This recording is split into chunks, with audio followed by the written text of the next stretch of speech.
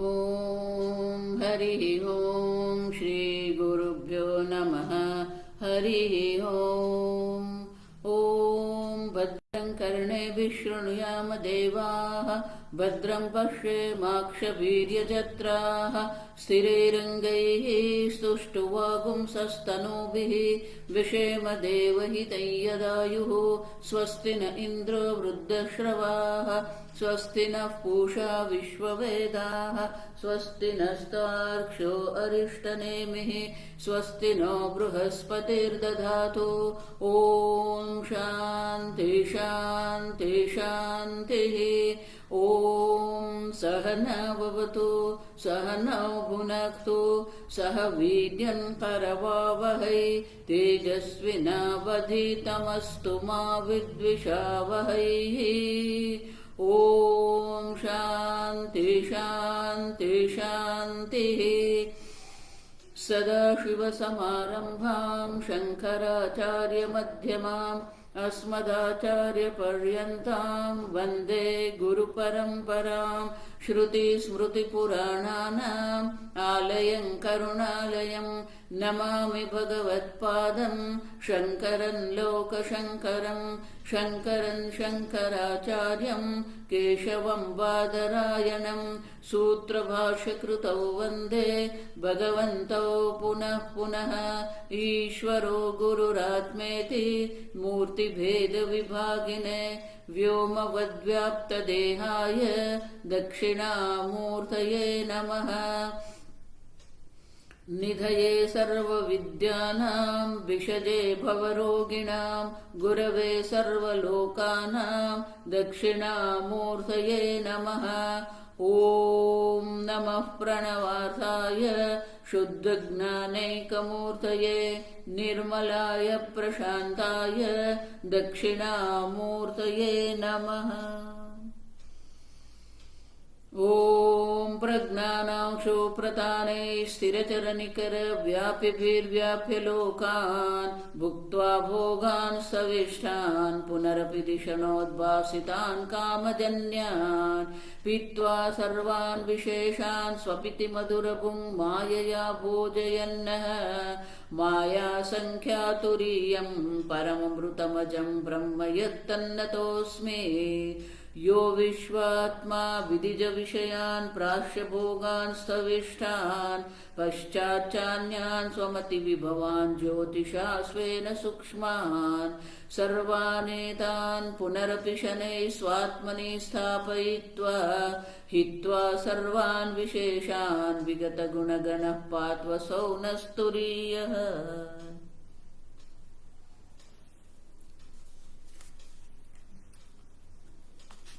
Gita press पाना number 149, 149, कारिका 18। अद्वैतं परमार्थो हि, अद्वैतं परमार्थो हि, द्वैतं तद्भेद उच्यते, द्वैतं तद्भेद उच्यते। तेषामुभयथा द्वैतं, तेषामुभयथा द्वैतं, तेनायन्न विरुध्यते, तेनायन्न विरुध्यते।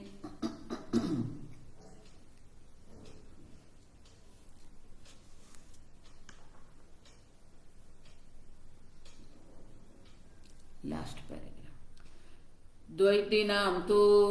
द्वैतिनां तु तेषां परमार्थतः अपरमार्थतः च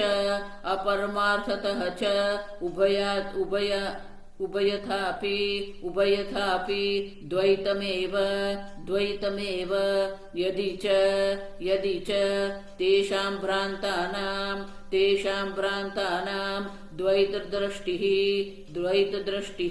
अस्माकम् अद्वैतदृष्टिः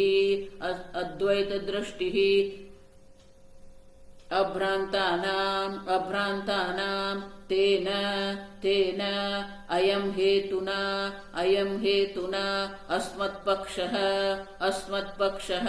न विरुध्यते तैः इन्द्रो मायाभिः पुरुरूपः ईयते न तु तद्वितीयमस्ति इति श्रुतेः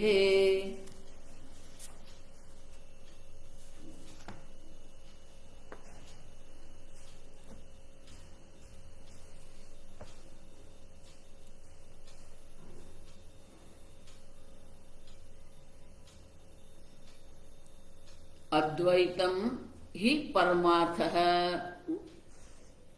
जो परमार्थ है, जो वास्तविकता है, वो तो अद्वैत ही है। द्वैत की कोई संभावना नहीं है। क्यों? द्वैतम तद्भेद उच्यते। कल हमने देखा द्वैत उनका कार्य है और कार्य का कारण से कोई विरोध नहीं होता। अब समझो। और इसीलिए उपपत्तिश्च शंकराचार्य जी ने कहा कारण से भी, युक्ति तर्क से भी हम समझ सकते हैं कि जब तक चित्त का स्पंदन होता है तब तक ये सब है। ये द्वैत की सिद्धि चित्त स्पंदन से ही है। तो समाधि में या मूर्छा अवस्था में या सुषुप्ति अवस्था में ये है नहीं। अब देखो, और इसीलिए द्वैती नाम तु तेषाम द्वैती नाम तो परंतु किंतु तेषाम द्वैती नाम वो जो द्वैतवादी है, द्वैतवादियों के लिए परमार्थः अपरमार्थः उभयतापि द्वैतम, दोनों ओर से उनको तो द्वैत ही है। इसलिए कारिका में गौड़ पदाचार्य जी दूसरी पंक्ति में कहते हैं तेषाम उभयथा द्वैतम। अगर वो द्वैत और अद्वैत करते हैं तो परमार्थ अपरमार्थ जो कह रहे हैं वो भी द्वैत ही है। उनके लिए कार्य भी सत्य है, कारण भी सत्य है, तो कार्य कारण का द्वैत ही सिद्ध होगा। अब देखो, परमार्थ द्वैत अंशेन। अब देखो, परमार्थ परमात्मा को वो भी कहते हैं परमात्मा परमार्थ स्वरूप है, लेकिन ये जगत जो अपरमार्थ है तो वो परमार्थ अपरमार्थ कह के क्या कर रहे हैं? द्वैत ही सिद्ध कर रहे हैं। अब देखो, पारमार्थिक दृष्टि से भी अगर उनको देखते हैं तो द्वैत ही है, क्योंकि उनके लिए सत्य अनेक है। ईश्वर भी पारमार्थिक है। उनका तर्क ये है कि ईश्वर सत्य है, तो सत्य ईश्वर से जो उत्पन्न हुआ है जगत जो, वो भी सत्य ही होना चाहिए। अब समझो, तो ईश्वर परमार्थ है, जगत अपरमार्थ है जब कहते हैं तो दोनों ओर से देखेंगे तो द्वैत ही सिद्ध होगा। अब यदि च तेषां भ्रांतानां द्वैत दृष्टि ही। अब किंतु उनकी जो दृष्टि जो है, द्वैत दृष्टि जो है, वो द्वैत दृष्टि क्या है? अब देखो, भ्रांतानाम, वो भ्रांति है। द्वैत दृष्टि जो है वो भ्रांति है, सत्य नहीं है। भ्रांति मानी जो जैसा है वैसा हम नहीं देखते हैं। सूर्योदय कभी नहीं होता है लेकिन हम सूर्योदय देख रहे हैं। अब समझो, भ्रांति मानी कि हम देखते हैं लेकिन वो नहीं है। उसी प्रकार से द्वैत का अनुभव हमें हो रहा है। गुरु शिष्य है, शास्त्र है, ईश्वर है, जगत है, लेकिन देखने से, अनुभव में आने से क्या वो सत्य हो जाएगा? अब देखो, तो दोनों प्रकार से अगर हम उभय था मानी दोनों प्रकार से, विमतस्य द्वैतस्य द्वैतत एव, उनको तो दोनों ओर से ही द्वैत है, क्योंकि परमार्थ और अपरमार्थ दोनों को वो स्वीकारते हैं। परमार्थतः अपरमार्थतः। पारमार्थिक दृष्टि से भी देखते हैं तो उनके लिए द्वैत है, अपारमार्थिक दृष्टि से देखते हैं तो भी वो द्वैत ही है, आप समझो। और इसीलिए उनकी जो दृष्टि जो है वो दृष्टि क्या है? यदि मानी अगर उन लोगों की तेषा उन लोगों की दृष्टि जो है वो भ्रांति है, द्वैत दृष्टि ही भ्रांता नाम। अगर ये भ्रांत लोगों के लिए द्वैत दृष्टि है तो हम अभ्रांत जो है अभ्रांता नाम अस्माकम अद्वैत दृष्टि ही। जब तक अविवेक है, भ्रांति मानी अविवेक है, नित्य अनित्य का विवेक नहीं है, कार्य कारण का विवेक नहीं है, दृग्दृश्य का विवेक नहीं है। अब तो जहां पर विवेक नहीं है वहां द्वैत दृष्टि है, आप समझो। भ्रांति मूल द्वैत दर्शन ही। तो द्वैत दर्शन जो है, द्वैत दृष्टि, उनका मूल कहां पर है? भ्रांति मूल है। अज्ञानेन आवृतम तेन मुह्यन्ति जन्त। मोह है, भ्रांति है ये तो। द्वैत दर्शन जिसको हम कह रहे हैं वो द्वैत दर्शन तो भ्रांति है, सत्य नहीं है। उनके मूल में भ्रांति है, आप समझो। इसीलिए यमराजा भी क्या कहते हैं? अविद्यायाम अंतरे वर्तमानाः स्वयं धीराः पंडितम मन्यमानाः। वो भ्रांति है, और भ्रांति किसके कारण है? अविद्या के कारण है। एक अद्वितीय ब्रह्म तत्व को न जानने के कारण ही वो द्वैत में बैठे हैं, वो द्वैत को ही सत्य मान के चल रहे हैं, अब समझ। और इसीलिए वो भ्रांता नाम द्वैत दृष्टि, जो भ्रांत है, जो भ्रमित हो गए हैं, जो अविवेकी है, उनके लिए द्वैत दृष्टि है। लेकिन हम जो विवेकी जन हैं वो विवेकियों के लिए किसी प्रकार से भी द्वैत दृष्टि नहीं है। अभ्रांता नाम अद्वैत दृष्टि ही। और इसके कारण ही तेन हेतुना अस्मत् पक्षः न विरुध्यते तैहि। और इसलिए हमें उनसे कोई विरोध नहीं है, क्योंकि अगर विरोध करेंगे तो द्वैत हो जाएगा। लेकिन वास्तविक रूप से देखते हैं तो द्वैत है ही नहीं, आप समझो। ऐसा नहीं है कि हम कह रहे हैं इसलिए द्वैत नहीं है, ऐसा नहीं है कि हम अद्वैत कह रहे हैं। तेन हेतुना, आप समझो, भ्रांत दृष्टि और अभ्रांत दृष्टि जो है, या निशा सर्वभूतानां तस्तां जागर्ति संयमी। अब जिसके जो उन लोगों के लिए निशा है, रात्रि है, उनमें विवेकी जन जाग गया है। ये अद्वैत दृष्टि है। लेकिन अद्वैत दृष्टि उनके लिए निशा समान है, अंधकार समान है। आप संपूर्ण वेदांत ये दो दृष्टि ही है। एक भ्रांति मूलक दृष्टि है, दूसरी जो है अभ्रांति मानी विवेकी की दृष्टि है। अब तो भ्रांत दृष्टि से द्वैत है, जिस प्रकार से भ्रांत दृष्टि से सर्प है। लेकिन हम सिद्ध करके गए कि प्रतीति काल में भी सर्प नहीं है। भ्रांति उसी को तो कहते हैं, न होते हुए भी जो दिख रहा है उसे भ्रांति कहते हैं, है ही नहीं। सर्प, जब सर्प दर्शन हो रहे हैं तब भी वहां सर्प नहीं है। उसी प्रकार से जब द्वैत दर्शन वो लोग कर रहे हैं तब भी वहां द्वैत दर्शन है ही नहीं। और इसलिए शंकराचार्य कहते हैं एक भ्रांति मूल दृष्टि है, दूसरी अभ्रांत माने की विवेकी जन है। संपूर्ण वेदांत जो है वो क्या है? विवेक विचार है। अब समझ, जब तक आत्मा अनात्मा का विवेक है तब तक वो द्वैत है।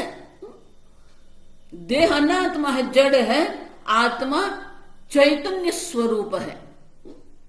अब देखो, नित्य अनित्य का विवेक भी जो कर रहे हैं वहां पर भी नित्य और अनित्य द्वैत है।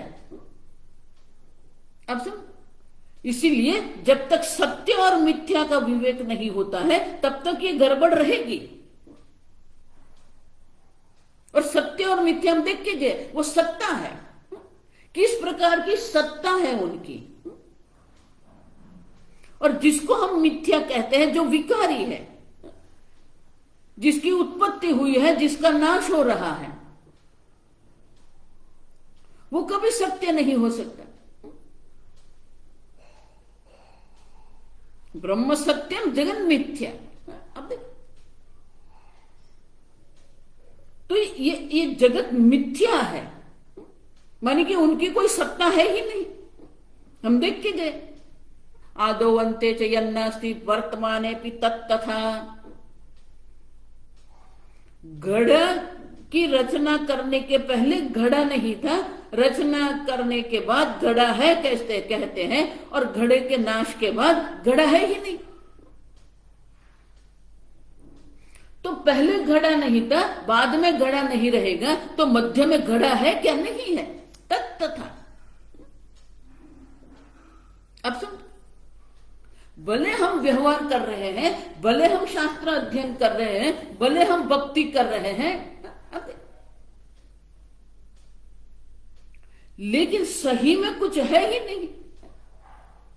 अब और इसलिए शंकराचार्य जी कहते हैं तेन हेतु न तेना यम न विरुध्यते तेन हेतु न। अब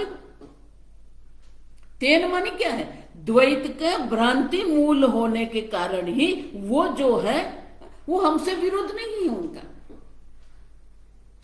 अब समझ, सत्य को कभी भी मिथ्या से विरोध नहीं होता है, मिट्टी कभी भी घड़े का विरोध नहीं करती है। अब समझो, तो द्वैत दर्शन जो है वो भ्रांति मूल है और अद्वैत दर्शन है वो प्रमाण मूल है। आप समझो, हम नहीं कह रहे कि अद्वैत, शंकराचार्य जी अद्वैतवादी नहीं है। किसने कहा शंकराचार्य जी अद्वैतवादी? शास्त्र अद्वैतवादी है। शास्त्र कहते हैं एकमेव अद्वितीय।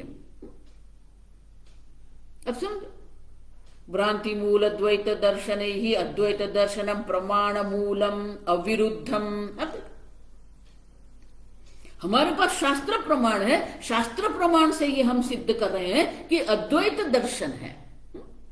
अद्वैत दर्शन शंकराचार्य का अद्वैत दर्शन नहीं है, प्रमाण मूल है। अब समझो, शास्त्र प्रमाण है, शास्त्र प्रमाण से अद्वैत सिद्धि है। तो बोले आप क्यों कहते हो कि शास्त्र प्रमाण उनका मूल है?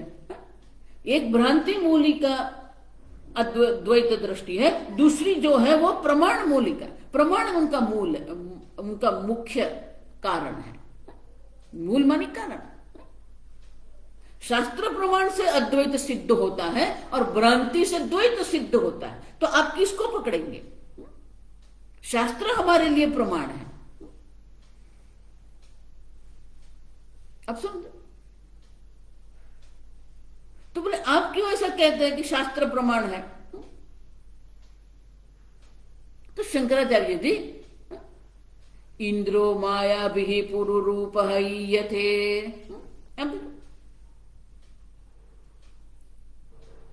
तो शास्त्र ही ये शास्त्र श्वेत उपनिषद, बृहदारण्यक उपनिषद का ये वाक्य है, वो स्वयं ही कह रहे हैं। हम नहीं कह रहे कि ये भ्रांति है, मिथ्या है।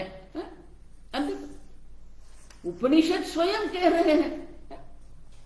बृहदारण्यक उपनिषद का ये वाक्य जो है, ये मंत्र का अवतरण करते हैं।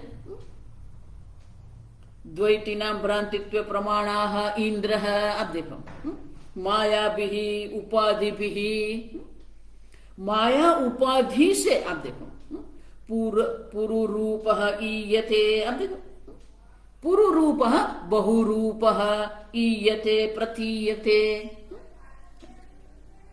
ईयते शब्द जो क्रियापद है उसमें हम प्रति उपसर्ग लगा देते हैं। प्रतीयते, प्रतीयते माने दिख रहा है। जो दिख रहा है, जो अनुभव में आ रहा है, उनको तो हम भी मना नहीं कर रहे, लेकिन उनकी सत्य अगर आप उसको कह रहे हैं तो वो सत्य हम नहीं स्वीकारते। इंद्र ईश्वर, इंद्र मन ईश्वर, आप देखो ईश्वर ही माया भी, माया उपाधि से बहुरूप प्रतीयते, अनेक रूप में अभिव्यक्त हो रहे हैं। तो माया भी शब्द के द्वारा हम क्या कह रहे हैं? आप देखो उपाधि, माया उपाधि से ईश्वर अनेक रूप में दिख रहे हैं। तो जो उपाधि के कारण दिख रहा है वो सत्य कैसे हो सकता है? अब समझो, सत्य माने जिसकी सत्ता जो है किसी पर भी आधारित नहीं, स्वतंत्र सत्ता है। लेकिन ये जगत जो दिख रहा है बहुरूप है, ईश्वर जो अनेक रूप में अभिव्यक्त हो रहे हैं, वो किसके कारण हो रहे हैं? माया के कारण हो रहा है। अब देखो, तो माया उपाधि से अनेकता है। तो माया उपाधि से अगर अनेकता है तो वो सत्य नहीं हो सकता, क्योंकि माया उपाधि से बहुरूप ईयते। अब समझ, तो ईश्वर जो अनेक रूप में हमें दिख रहे हैं वो माया के कारण है, और माया जो हमें दिखा रही है वो कभी भी सत्य नहीं हो सकता। अघटित घटना पटी ऐसी माया जो संभव ही नहीं है, एक अद्वितीय ब्रह्म मात्र है। अब देखिए, ब्रह्म निर्विकारी है। देखो, द्वैतवादी भी ये स्वीकारते हैं कि ब्रह्म एक है, वो भी स्वीकारते हैं कि ब्रह्म निर्विकारी है। अब देखिए, अब निर्विकारी ब्रह्म में ये जगत बनने की कोई सामग्री है ही नहीं। अब जगत बनने के लिए वो सामग्री होनी चाहिए ना, नहीं है, माया के कारण है। तो माया भी ही पूर्व रूप गीयते, माया के कारण ही अनेक रूप में वो प्रतीत होते हैं ईश्वर। अब उपनिषद में ही माया भी शब्द है, गीता में भगवान कहते हैं मायाध्यक्षेण प्रकृति सूयते सचराचरम।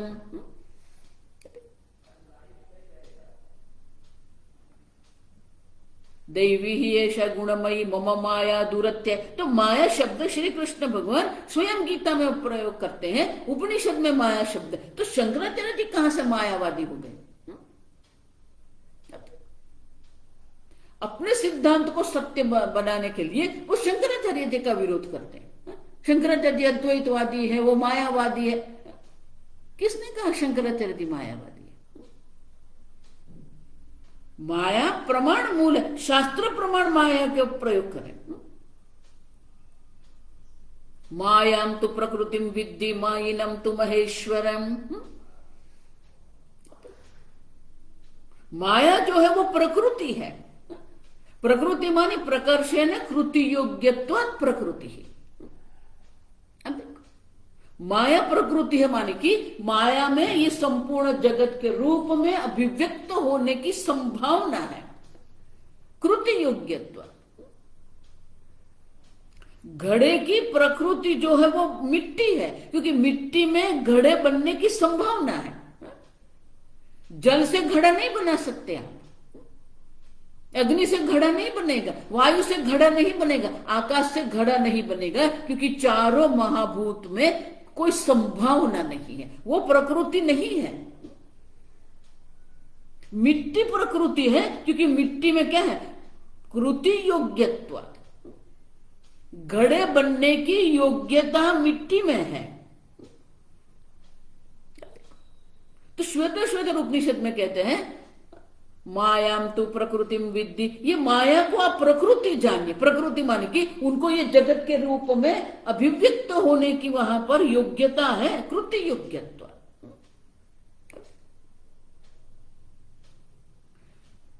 ईश्वर में, ब्रह्म में कोई योग्यता नहीं है। आप समझना ठीक से ही। स्वयं जो ईश्वर है, स्वयं जो ब्रह्म है, उसमें कोई ये जगत बनने की कोई योग्यता है ही नहीं, क्योंकि निर्विकारी ब्रह्म है। अब समझ। लेकिन माया भी, माया से वो अनेक रूप में अभिव्यक्त हो रहे हैं। तो माया के कारण वो ईश्वर में ये जगत के रूप में अभिव्यक्त होने की संभावना है। और इसीलिए बृहदारण्यकोपनिषद में कहते हैं कि ईश्वर ही माया के कारण अनेक रूप में प्रतीत हो रहे हैं।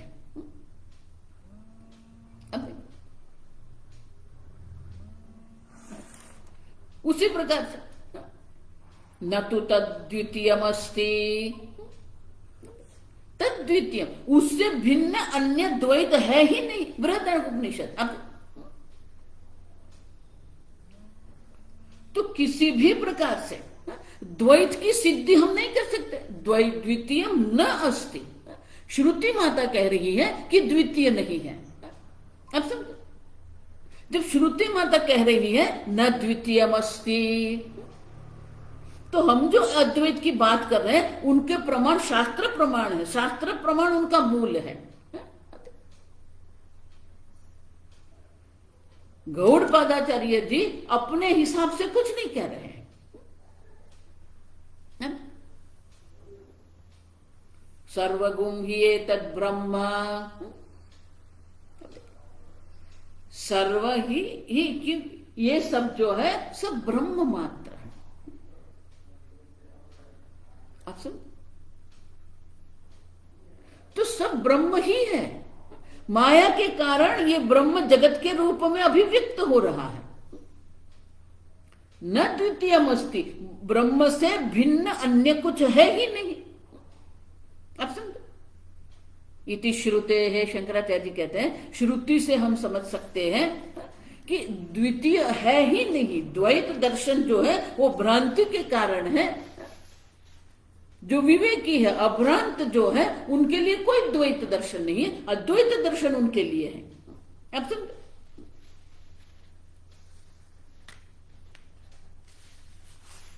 तो शंकराचार्य जी उनके लिए दृष्टांत देते हैं। आप समझो, भ्रांति मूल अद्वैत दर्शन ही अद्वैत दर्शनम प्रमाण मूलम अविरुद्धम इति एतद् दृष्टांतेन उपपादयति। शंकराचार्य जी अब दृष्टांत देते हैं। एक द्वैत दृष्टि है, दूसरी अद्वैत दृष्टि है। अब सुनो, तो उनके लिए शंकराचार्य जी बहुत सुंदर दृष्टांत देते हैं। यथा यथा मत्त गजारूढ़ उन्मत्तम भूमिष्ठं प्रति गजारूढ़ोहम वाहयमां प्रतीति ब्रुवाणम अपि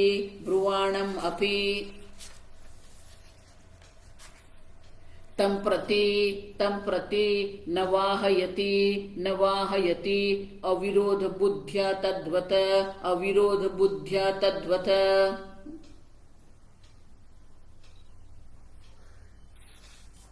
तेनायम न विरुध्यते। आसन तो दृष्टांत देते हैं, क्या है? यथा मत्त गजारूढ़ उन्मत्तम। दृष्टांत बढ़िया है। मत्त गजारूढ़, एक व्यक्ति है वो मत वाले घड़े पर चढ़ा, हाथी पर चढ़ा हुआ है। ये हाथी को भी अनेक प्रकार की वनस्पतियां होती है ना, तो कभी कभी वो ऐसी वनस्पतियां खा लेते हैं जिससे उसको मद चढ़ता है। मत्त हाथी है, मत्त गजारूढ़। तो एक है जो मत्त हाथी पर चढ़ा हुआ है, मत्त गजारूढ़ है। और दूसरा जो है कौन है? भूमिष्ठम प्रति गजारूढ़, दूसरा जो है उन्मत्तम भूमिष्ठम। तो जो भूमिष्ठ जो है, जो भूमि पर खड़ा हुआ जो व्यक्ति जो है, भूमि पर खड़ी हुई व्यक्ति जो है, वो क्या है? वो उन्मत्त है। अब देखिए, अब मत्त हाथी पर जो चढ़ा हुआ जो है, वो जो उन्मत्त भूमि पे खड़ा हुआ जो उन्मत्त व्यक्ति है, प्रति गजारूढ़ो अहम वाहय। अब देखो, तो वो क्या कहते, मैं हाथी पर चढ़ा हुआ हूं, मेरी और हाथी ले आइए, वहां अहम वाह्य माम प्रतीति ब्रुवाणम अपी। अब वो हाथी पर है ही, आप देखिए, फिर भी वो क्या कह रहा है? हाथी मेरी ओर ले आइए।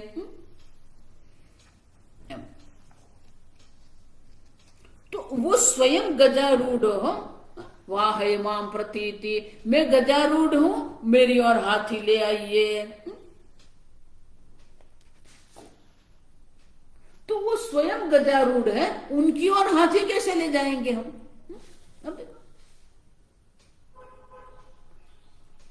अहम गजारूढ़ वाहय माम प्रतीति। तो ऐसा अगर वो कहेगा तो क्या होगा? ताम माम प्रतीति ब्रुवाणमपि तम प्रति न वाहयति। तो उनकी ओर हम हाथी ले जाएंगे क्या?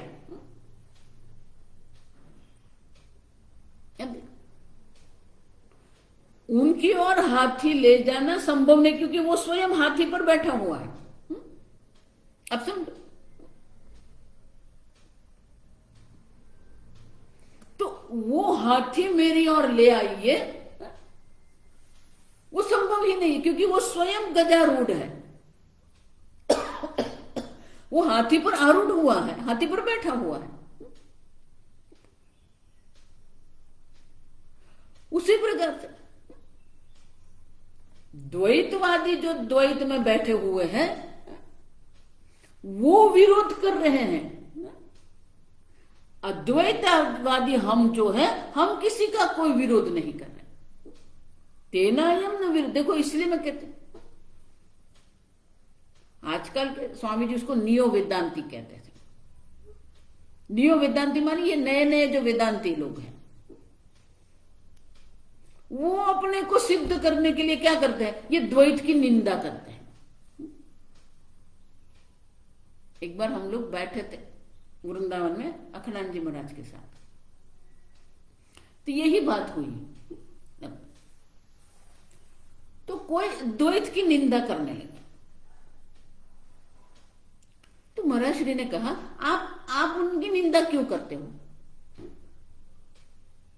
अब देखो, हमें द्वैत का खंडन भी नहीं करना है, मंडन भी नहीं करना है, द्वैत का विरोध भी नहीं करना है। हमें तो शास्त्र दृष्टि जो है, वो शास्त्र जो हमें कह रहे हैं, वो दृष्टि हमें प्राप्त करनी है। अब तो द्वैत का विरोध करके आपको अद्वैत की दृष्टि नहीं प्राप्त होती है। तो महाराज श्री बहुत सुंदर बोले कि आप द्वैतवादी का विरोध करके अद्वैत को कैसे सिद्ध करेंगे?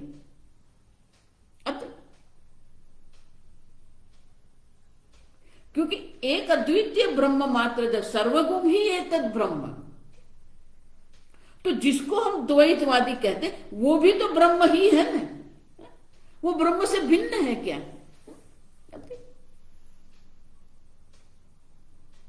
तेनायम न विरुध्यते। और अगर कहेंगे कि फिर श्रुति माता कह रही है कर्म कांड जो है, उपासना कांड जो है, तो वो हम कह के गए उपाया सो अवताराय। अद्वैत दृष्टि प्राप्त करने के लिए हमारे व्यक्तित्व का जो हमें निर्माण करना है, उनके लिए ये सब उपाय दर्शाते हैं श्रुति माता। लेकिन उपाय दर्शाने से क्या वो द्वैत सिद्ध करती है? नहीं। उपाय कब तक हम पकड़ के रखते हैं? जब तक हमें जो सिद्ध करना है वो सिद्ध नहीं होता है, तब तक हम उपाय को पकड़ के रखते हैं।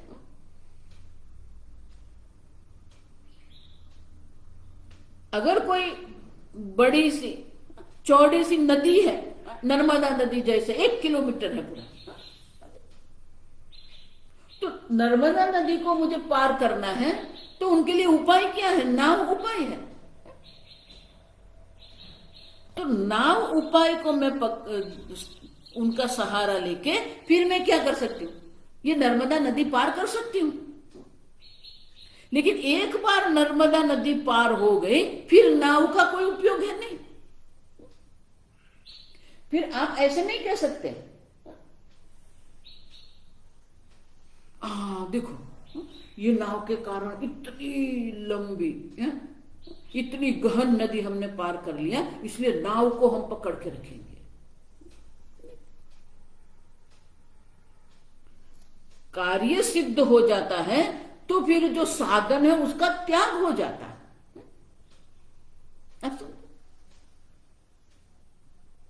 तो हमारे व्यक्तित्व का निर्माण हमें करना है, क्योंकि जब तक व्यक्तित्व का निर्माण नहीं होगा ब्रह्म ज्ञान की कोई संभावना नहीं है।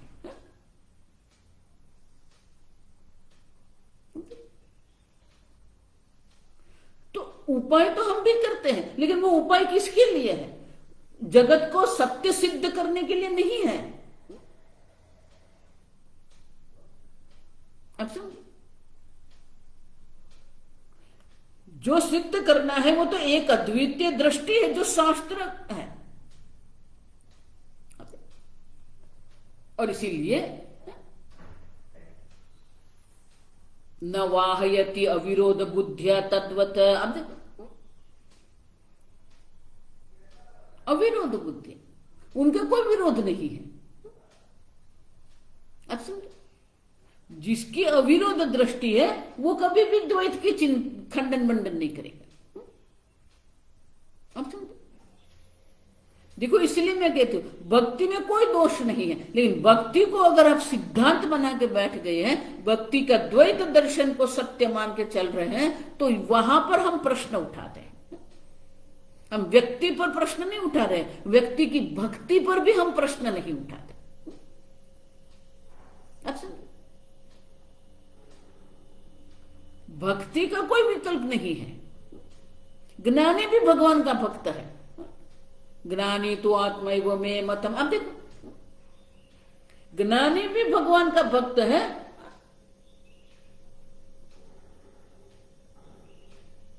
अब समझो, और इसलिए तेनायम न विरुध्यते, भक्ति का हम विरोध नहीं कर रहे हैं, लेकिन भक्ति को जो सिद्धांत बना के द्वैत दृष्टि को सिद्ध करने का जो प्रयत्न कर रहे हैं उसे हम यह कह रहे हैं। स्वामी जी बहुत सुंदर कहते थे कि व्यक्ति का कभी विरोध मत करो। उनकी दृष्टि अगर अयोग्य है तो उनके साथ आप चर्चा कर सकते हैं, लेकिन वो भी स्वीकारने को अगर तैयार नहीं है तो उसको छोड़ दो। क्योंकि हमने सबका कल्याण करने का, सबको ब्रह्म ज्ञान कराने का ठेका लेके नहीं बैठे हम लोग। अगर वो स्वीकारने को तैयार है तो ठीक है,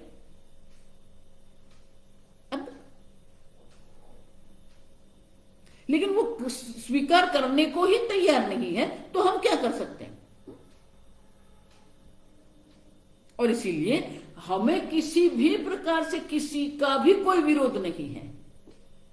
अगर वो अद्वैत समझने चाहता है तो हम उसको उपदेश कर सकते हैं, लेकिन व्यक्तिगत रूप से हमारे लिए सब एक ही है। स्वामी जी तो वहां तक कहते थे, स्वामी जी स्वयं भी करते थे। अगर कोई महात्मा आश्रम में आते थे तो स्वामी जी स्वयं उनको प्रणाम करते थे, क्योंकि वो महात्मा है। महात्मा को प्रणाम करना हमारा कर्तव्य है। व्यक्तिगत रूप से हमें कोई विरोध नहीं है। अच्छा, और इसलिए गौड़पादाचार्य जी कहते हैं तेनायम न विरुध्यते, हमें किसी से भी किसी भी प्रकार से कोई विरोध नहीं है। और इसलिए आगे शंकराचार्य जी कहते ततः ततः परमार्थतः परमार्थतः ब्रह्मविदात्मा एव द्वैतीनां द्वैतीनां तेनायं हेतुना हेतुना अस्मत्पक्षः न विरुध्यते तैः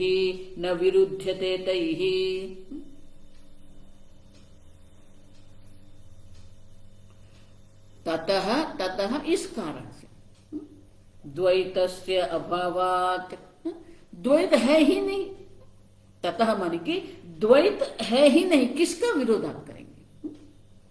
देखो, इसलिए एक ही दृष्टांत मैं आपको दे रही हूं कि मिट्टी कभी भी घड़े का विरोध नहीं करेगी।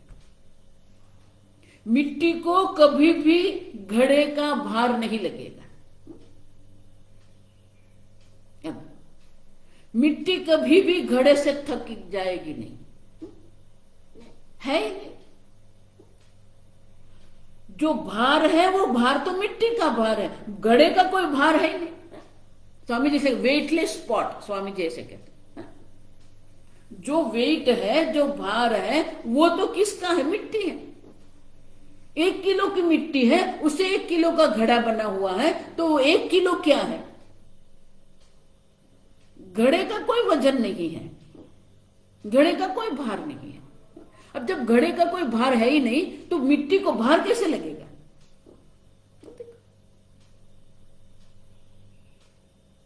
आप समझे? उसी प्रकार से द्वैत से अभाव ततः, ततः मान कि द्वैत का अभाव होने के कारण ही परमार्थतः ब्रह्मविद आत्मा एव द्वैतीनाम द्वैतीनाम आत्मा ब्रह्मविद परमार्थतः। अब देखिए, अगर परमार्थतः माने कि पारमार्थिक दृष्टि से, अद्वैत दृष्टि से अगर आप देखते हैं, तो जब ब्रह्मविदा, ब्रह्मवाद ब्रह्मज्ञानी जो है, द्वैतीनाम आत्मा एव, द्वैतियों का आत्मा भी वो ब्रह्मज्ञानी ही है, अपना ही आत्मा। आत्मा अनेक तो है ही नहीं। द्वैतवादियों का जो आत्मा है वो ही हमारा आत्मा, ब्रह्मविद का आत्मा है। हम देखिए,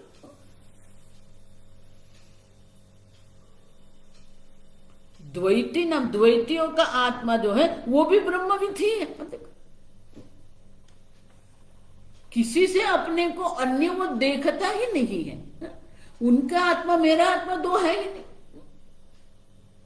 द्वैतवादियों का आत्मा जो है वो भी तो ब्रह्मविद ही है।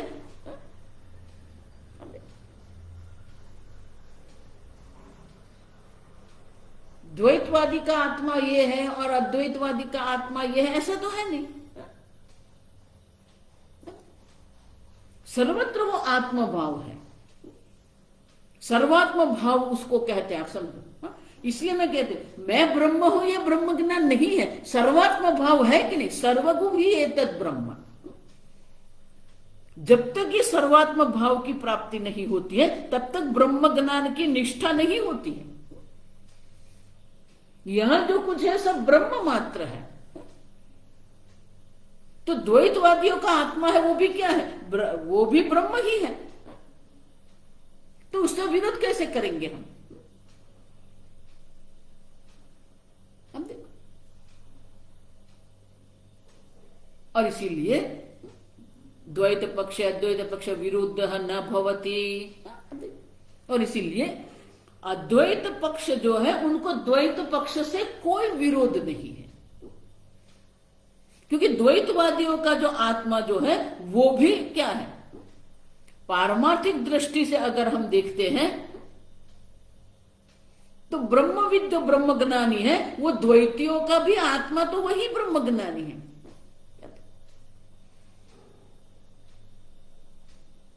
सर्वभूतस्थमात्मानं सर्वभूतानि च आत्मनि। अब देखो ये सर्वात्म भाव है। सर्वभूतस्थमात्मानं, जड़ चेतन चर अचर सबका आत्मा जो है वो मैं हूं। सर्वभूतस्थमात्मानं, सर्वभूतानि च आत्मनि, सर्वभूतों का अस्तित्व मेरे कारण है। ईक्षते योग युक्तात्मा, ये उनका आत्मा दर्शन है कि सबका आत्मा मैं ही हूं, सर्वभूतस्थम आत्मा, सर्वत्र समदर्शन है, सर्वत्र वो सम ब्रह्म का दर्शन करता है। जड़ है, चेतन है, चर है, अचर है, सब एक अद्वितीय चैतन्य मात्र है। जिसको हम जड़ कहते वो भी चैतन्य आत्मा है, जिसको हम देवता कहते वो भी चैतन्य आत्मा है।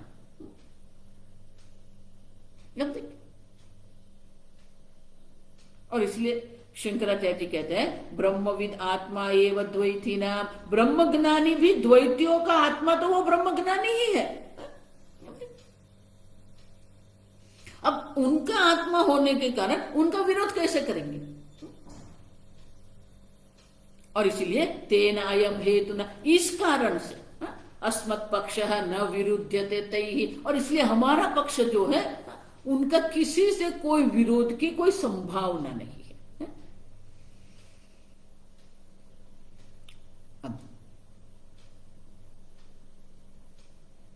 तो बोले आप ये जो कह रहे हैं ना कि चलो विरोध नहीं है क्योंकि एक ही आत्मा है, द्वैतवादियों का जो आत्मा है वो भी वो ब्रह्म ज्ञानी अपने आत्मा स्वरूप ही मानता है। अब जब आत्मा स्वरूप वो मान रहा है तो उससे कोई विरोध नहीं होगा।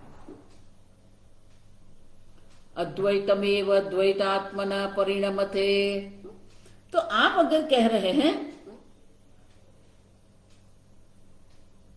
कि अद्वैत जो है वही द्वैत के स्वरूप में परिणमते, वो परिणाम माने कि वो बन रहा है, उत्पत्ति होती उनकी। चेत द्वैतम अपि तात्विकम स्यात्, जो आगे मैंने कहा कि सत्य परमात्मा से ये जगत की उत्पत्ति हुई है तो जगत भी सत्य ही होना चाहिए।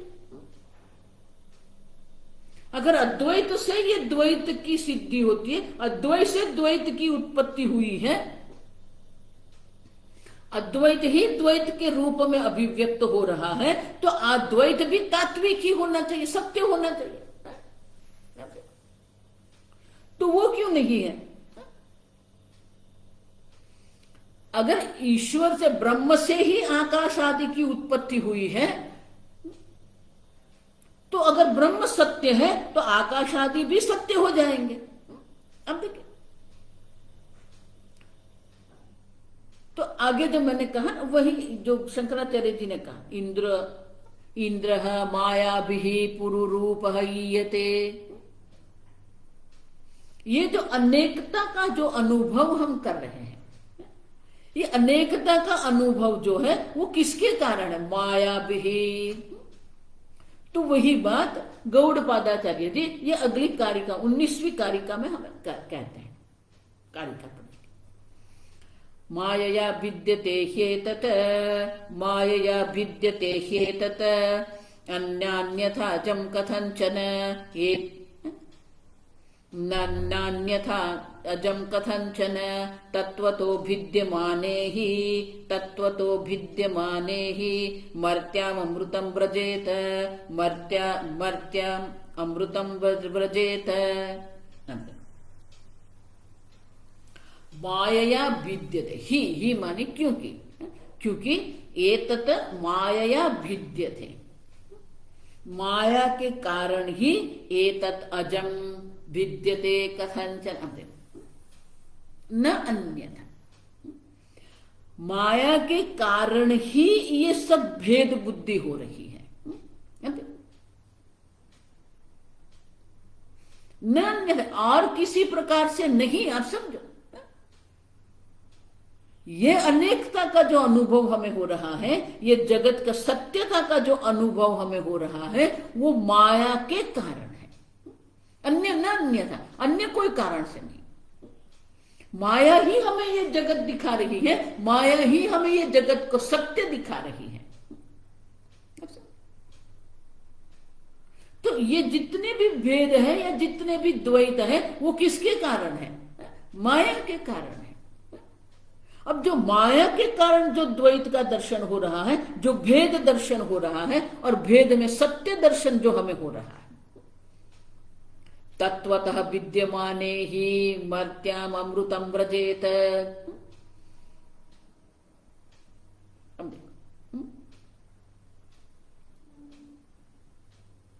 तत्वतः विद्यमाने, अगर आप कहेंगे कि सही में ये भेद हुआ है तत्वतः, तो गड़बड़ हो जाएगी। क्यों? अमृतम मर्त्यताम व्रजेत, ये अजर अमर आत्मा जो है, अजम कथंचन अजर अमर आत्मा जो है वो क्या हो जाएगा? मर्त्यताम व्रजेत, वो मर्त्य हो जाएगा। अगर सही में ये विद्यमान है, सही में भेद हो रहा है, सही में अनेकता सिद्ध होती है, तो फिर ये जो अजर अमर आत्मा जो है वो भी मर्त्य हो जाएगा। लेकिन आत्मा को जो देखो, द्वैतवादी भी आत्मा को तो अजर अमर ही कहते हैं। वे नहीं कहते कि आत्मा जन्म मृत्यु वाला है। तो वो जो स्वीकार कर रहा है कि आत्मा अजर अमर है, तो अगर आप भेद को स्वीकार करेंगे, भेद की तत्वतः माने की सही में अगर भेद बुद्धि हुई है, भेद दर्शन है, तो आप जिसको अजर अमर आत्मा कह रहे हैं वो मर्त्य हो जाएगा। माने कि उनके सिद्धांत से ही अगर हम चलते हैं तो गड़बड़ हो जाएगी। और इसीलिए उनके सिद्धांत को भी अगर देखते हैं, तत्वतः विद्यमान ही, अगर सही में भेद हो गए हैं तो फिर आपका आत्मा ही मर्त्य हो जाएगा। लेकिन वो तो स्वीकार नहीं करेंगे। आत्म चैतन्य तो अमर अजर अमर है,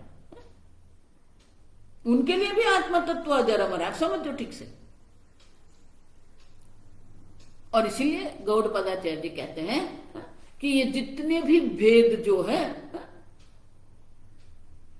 वो माया के कारण है, न अन्यथा कथंचन, अन्य किसी भी कारण से ये भेद दृष्टि संभव ही नहीं। जो भेद दृष्टि, द्वैत दृष्टि जो है वो माया के कारण है, अन्य कोई कारण से नहीं। तो शंकराचार्य जी यहां भाष्य लिखते हैं, संगति भाष्य, ये कारिका के पहले है। द्वैतम द्वैतम अद्वैत भेदः अद्वैत भेदः इति उक्ते द्वैतम अपि अद्वैतवत परमार्थ सत इति स्यात् कस्यचित् आशंका एतत् इति अतः आह द्वैतम अद्वैत भेद इति उक्ते। अगर अद्वैत से ही ये संपूर्ण अद्वैत की उत्पत्ति हुई है, ऐसा अगर आप कहेंगे, द्वैत जो है वो अद्वैत का भेद है, अगर ऐसा कोई कहता है, तो अद्वैत तत्व जो परमार्थ है, तो द्वैत भी क्या होना चाहिए? पारमार्थिक सत ही होना चाहिए। अगर ऐसी कोई शंका करते हैं तो फिर गौड़पादाचार्य जी कहते हैं ये जितने भी द्वैत या भेद जो है वो माया के कारण है। माया के कारण है माने कि सही में हुआ ही नहीं है। ईश्वर की दृष्टि से हम माया, सर्जन की दृष्टि से हम माया कहते हैं, व्यक्तिगत दृष्टि से उसे अविद्या हम कहते हैं। ये जितने भी भेद हमें दिख रहे हैं वो भेद किसके कारण है?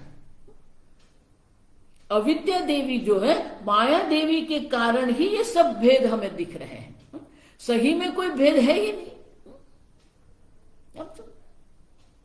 लेकिन जो माया हमें दिखा रही है उसी को हम सत्य मान के चल रहे हैं। और इसीलिए कहना पड़ता है कि अघटित घटना पटीयसी मान। जो ब्रह्म में जगत बनने की कोई संभावना नहीं है, फिर भी ये माया के कारण ये ब्रह्म जगत के रूप में प्रतीत हो रहा है। लेकिन अगर वो प्रतीत हो रहा है तो वो कभी भी सत्य नहीं हो सकता है। उसके कारण द्वैत की सत्यता, भेद की सत्यता सिद्ध नहीं होती है, क्योंकि वो माया के कारण दिख रहा है। और इसीलिए किसी भी प्रकार से न अन्यथा माने कि किसी और प्रकार से आप ये अनेकता का जो दर्शन कर रहे हैं वो संभव नहीं है। माया से ही ये संभव है, अन्य किसी प्रकार से वो संभव नहीं है। आगे हम कल देखेंगे।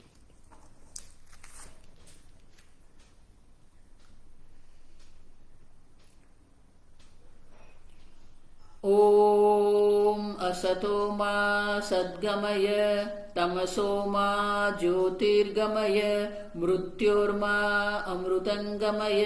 ओम पूर्णमदः पूर्णमिदं पूर्णात् पूर्णमुदच्यते पूर्णस्य पूर्णमादाय पूर्णमेवावशिष्यते। ओम शांति शांति शांति।